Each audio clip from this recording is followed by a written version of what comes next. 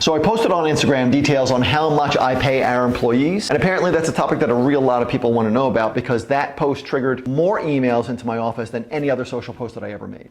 So I want to go a little bit deeper and give you details on how I pay my team members, but more specifically, how to determine if and when somebody gets a raise or a bonus and how much they get, right? And I'm going to give you examples on how this has worked in my favor, but I'm probably also going to give you an example or two of when it did not work in our favor, because I think that it's often a lot easier to learn from our mistakes than it is from our successes. But before we get into this, if this is the very first video of mine that you're seeing, please hit the subscribe button, because this is part of a series of videos that I want you to have, right? If your goal is to grow from 7 to 8 figures or from 8 to 9 figures, because there are certain hurdles in each one of those revenue ranges that stunt the growth of most companies, especially as it relates to locating and paying really great team members. And I know this because I'm in the grind every single day scaling a portfolio of companies.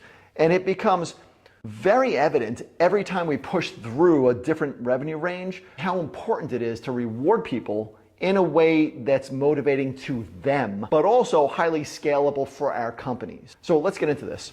Everybody on our team knows that there's 3 things that have to happen for them to get a raise or a bonus. And probably the most valuable way for me to show this to you is by just sharing a case study. So let's take John, for example. John's been with us now for 4 years, and he knows that because of the position that he holds in the company, he gets a 15% raise in his pay every single year, assuming these 3 things happen. First, John has to meet or exceed his financial targets for the year. Next, John's department needs to meet or exceed their financial targets for the year. And finally, the company needs to meet or exceed our targets for the year. Now, let's look at this in a little bit more detail, because most people try to complicate the heck out of this thing, but in reality, it's super easy, and it lets everybody on our team know exactly what to expect. And when everybody on our team knows exactly what to expect, there's a lot less BS around what people get paid.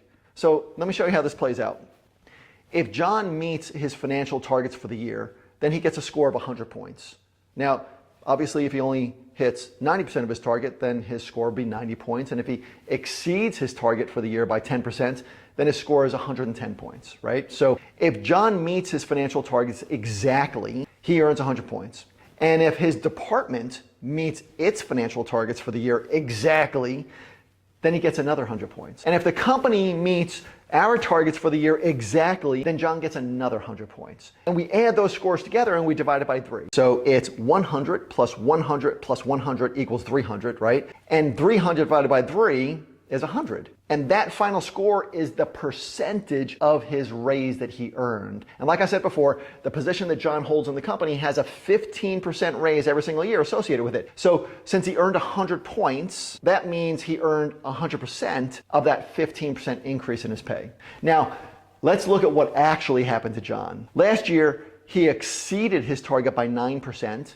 And his department exceeded their target by 12%, and the company exceeded our target by 21%. So the math kind of looked a little bit more like this. 109 plus 112 plus 121 equals 342. And 342 divided by 3 is something like 114%. So John actually got a raise in excess of his normal 15%, and he deserved it. And here's why that's so freaking important for us, because John is not only focused on exceeding his personal expectations, but he's also highly motivated to support everybody else on the team so the department meets or exceed their goals. Plus, he's motivated to bring really great new ideas to our meetings that can help the company to meet or exceed our targets as well. And that simple way that we pay people creates a culture of growth inside of our companies, because it makes it motivating to always be there for each other and to always have the company's best interest at heart, which means that our teams always want the best for each other and for our prospects and for our customers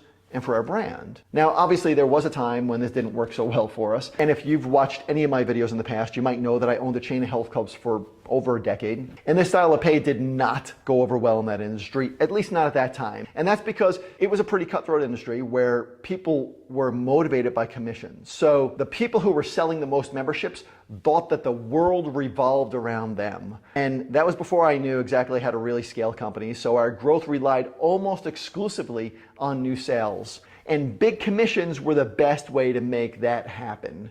Now, It's also one of the main reasons why I ended up selling that company, because there's really only so long that you could keep people motivated with just commissions. That's why commission-only jobs have the highest turnover rate. And it's also why that company was the hardest to grow out of any company that I've ever built. But since then, we've been paying people based on this 100% equation that I just laid out, and it's been the cornerstone to a lot of our growth since we started using it back in 2003 or so. And it's a game changer when we go ahead and roll it out in any of the companies that I invest in. Now, if you have questions about this, go ahead and type them into the chat. I'm happy to answer anything, but if we get enough of the same questions, I'll make another video that goes even deeper, including maybe the paperwork that we used, if there's enough questions about that, of course. So let me know in the comments if you have any questions, and if you haven't yet, go ahead and subscribe so that you're first to get access to our other business growth videos, just like this.